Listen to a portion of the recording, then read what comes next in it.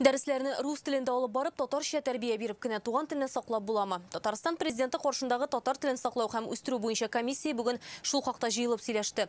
Комиссия вәкилләре Теләче районына җыелды. Юктан түгел, Казан арты районнарына нинди яңа бурычлар куелды? Рания Абдрахманова тулырак.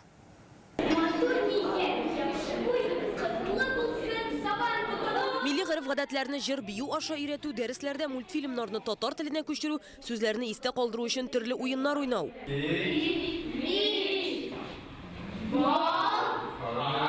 Теләчедәге бердән-бер мәктәптә укучыларга тел өйрәтү өчен бөтен алымнар файдаланыла. Татар теле һәм инглиз теленең охшашлыклары бик күп. Әйтик, авазлар системасы, шулай бит.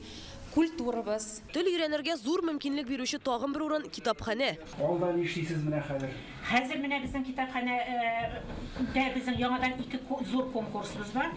Теләче районы китапханәләрендә бүген 230 мең дәнә китап бар һәм аларның яртысы диярлек татар басмалары. Үзәк китапханәдә дә мисал өчен заманча басмаларда совет прозасы да бар. Мәгариф тармагында да, мәдәният оешмаларында да Теләчедән үрнәк алыр тәҗрибә бар, һәммә проблемалар да юк түгел. Әйтик, район үзәгендәге 5 беренче сыйныфның 5-се дә барлык фәннәрне рус телендә укый. Киләчәктә татар балалары татарча укый торган 2 сыйныф булдыру бурычы куелды. Проблемалар безнең мәгариф учреждениеләрендә әтияниләр белән эшләү.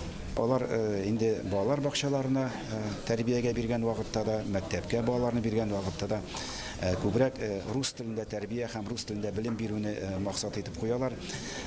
Бу очракта хәтта татар телендә тәрбия һәм татар телендә белем бирсәң дә, минемчә, баланың инде аның үсеше тоткарламый, ул хәтта күбрәк сәләтле һәм тормыш өчен отышлырак булачак киләчәктә. Әлеге фикерне иң беренче чиратта әтияниләргә җиткерергә кирәк дип саный комиссия рәисе. Ярты ел элек Казан арты районнарына куйган бурычлар өлешчә үтәлгәндә. Әйтик, Биектауда былтыр татарча укучы бер класста булмаган, быел 21 беренче сыйныфның 4-се татар телендә белем ала.